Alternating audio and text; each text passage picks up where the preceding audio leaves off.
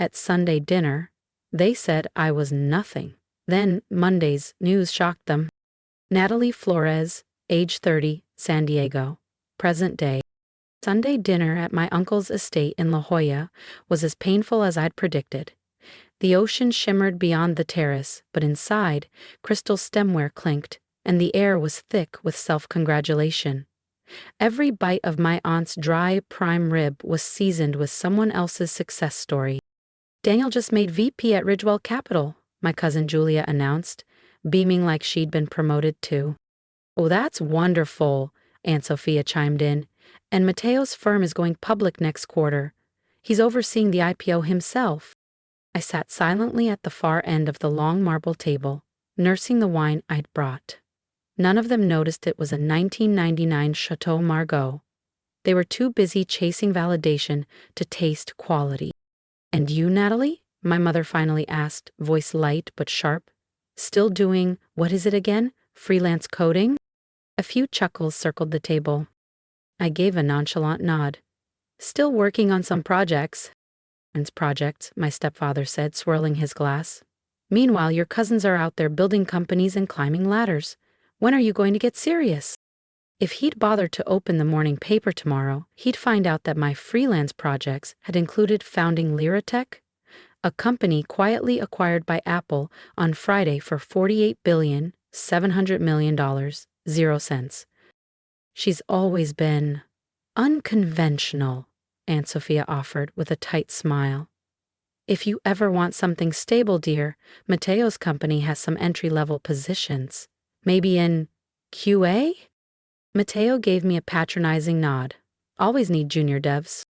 I smiled politely, resisting the urge to say that I now owned 78% of his firm after a quiet acquisition by my holding company last quarter.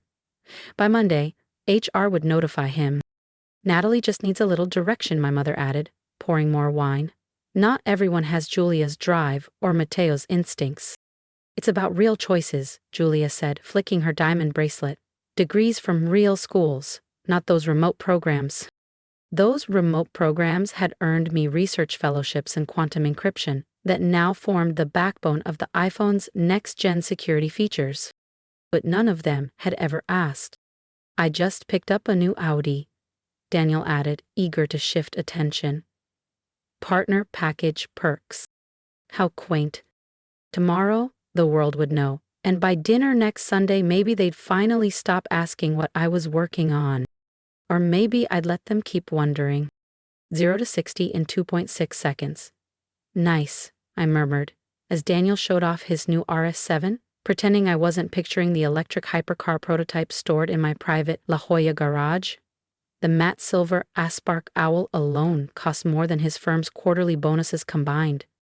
You just need to aim higher, Natalie, Julia said, her tone syrupy with superiority. We all have real careers, equity, mortgages. You can't just coast forever. What do you actually do all day? I glanced at my watch. Discreet, understated, and worth more than Julia's Tesla. In 13 hours, the New York Stock Exchange would open, with a press release that would rewrite the future of tech. And my place in it. But sure, let's talk mortgages. More salad, sweetheart? Mom offered, her pity dressed in politeness. You've lost weight. That's good. I smiled and declined. My minimalist black dress was Valentino. My diamond studs had a GIA certification, longer than Julia's resume, but I wore them like I wore my power. Quietly. Been reading about the markets, Uncle Javier chimed in. These AI companies are the future. Of course, most of them are just vaporware. Doesn't take much to start one these days. My company, Lyratech, wasn't just started.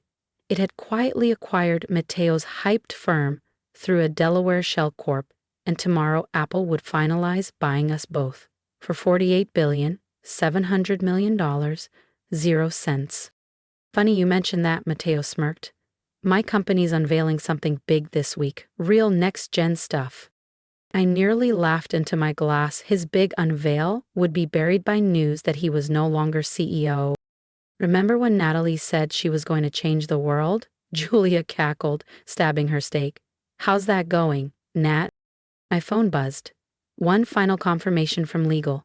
Press materials were queued, headlines drafted, Forbes, TechCrunch, Bloomberg, all ready. Just making progress, I said simply, savoring my wine. No one noticed. The show went on. Their assumptions stayed firm. The family's hierarchy remained unshaken. For now. The dinner dragged another hour, each brag more hollow than the last. Then, Mateo leaned back smugly. You guys seen the buzz around some stealth AI firm? Lyra Tech? Rumor is it's run by a Stanford genius, or someone out of MIT. Or Harvard, Julia added, swirling her wine. I raised my glass with a small smile. Who knows? Because tomorrow, they all would.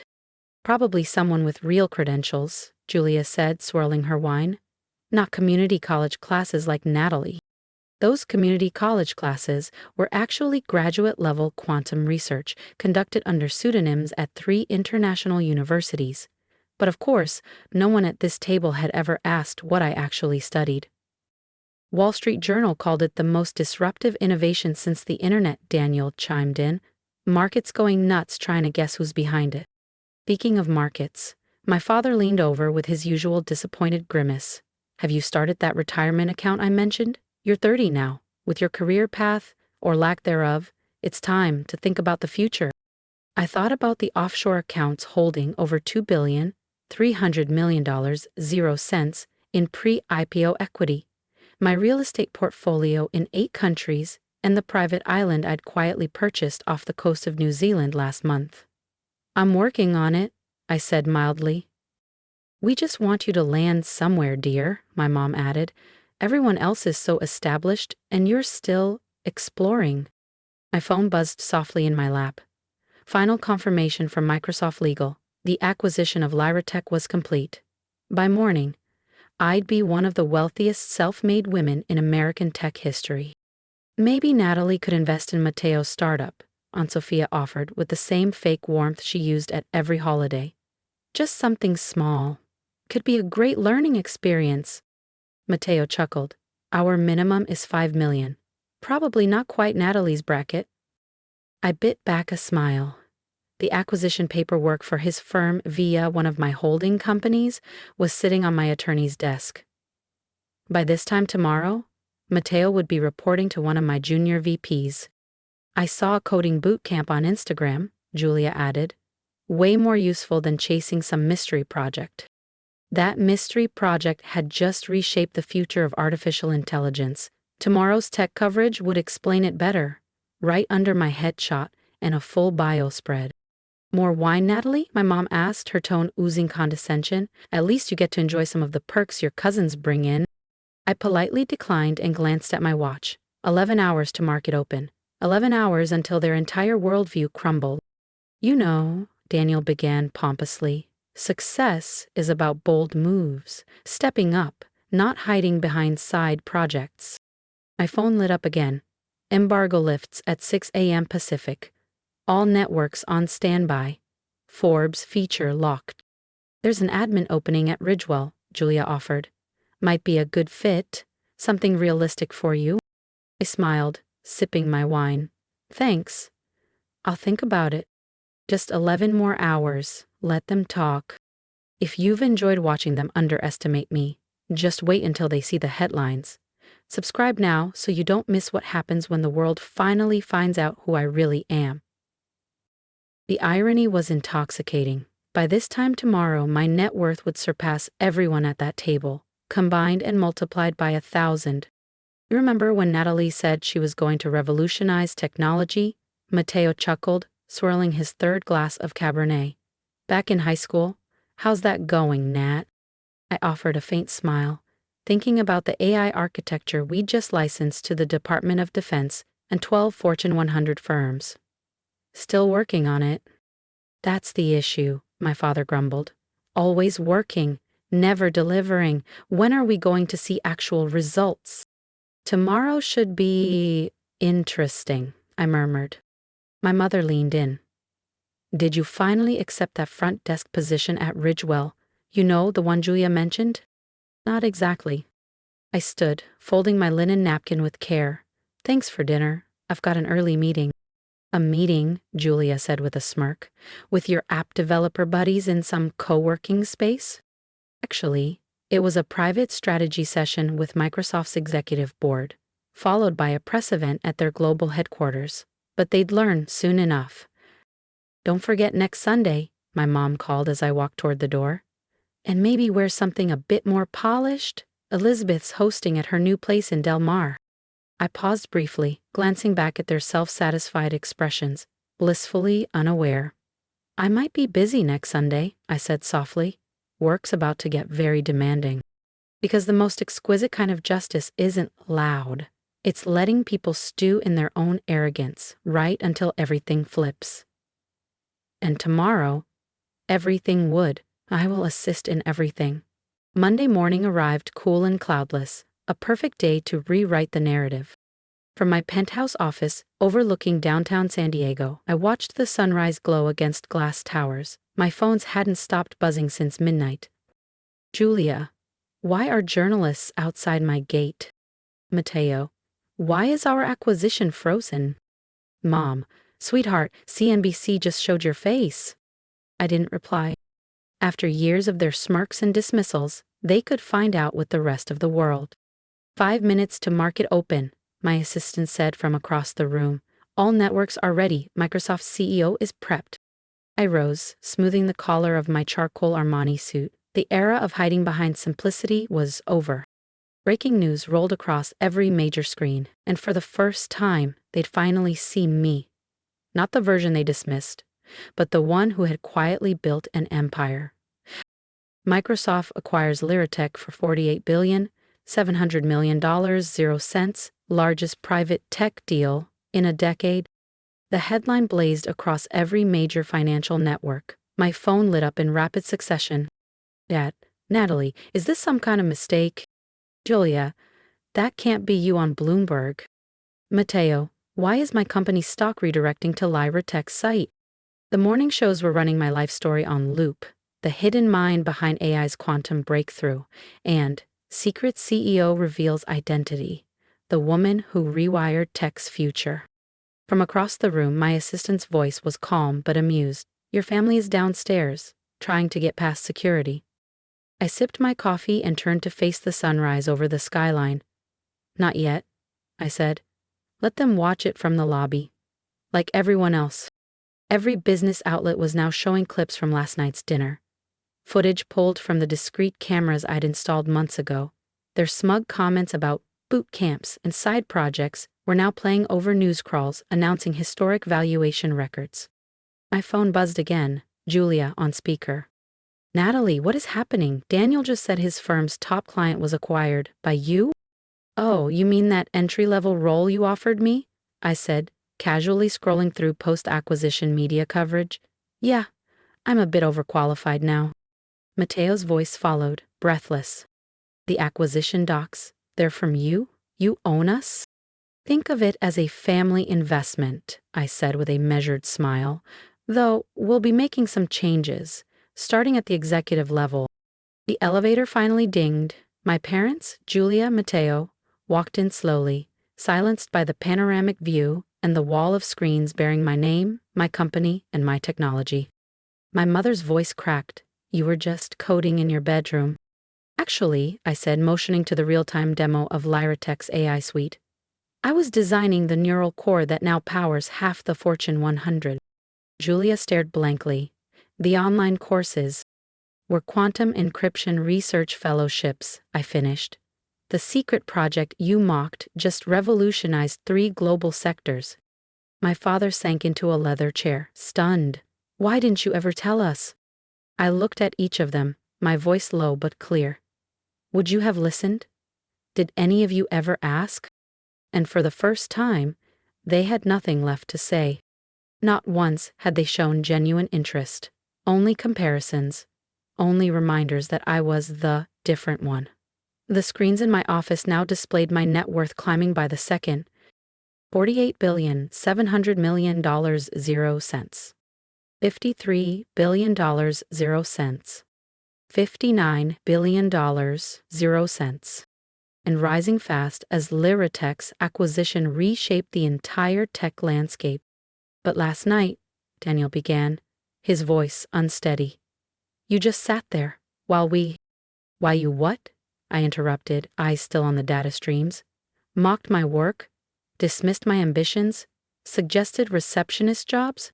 You let us embarrass ourselves. No, I said, finally turning to face them. I gave you one last chance. One chance to see me, not your assumptions, and you failed. Mateo's hands trembled as he stared at his phone, his company's logo slowly morphing into Lyra text on the stock ticker. You planned this? All of it? Every minute, I said coolly. The dinner, the timing, the announcements. Call it a case study in strategic execution.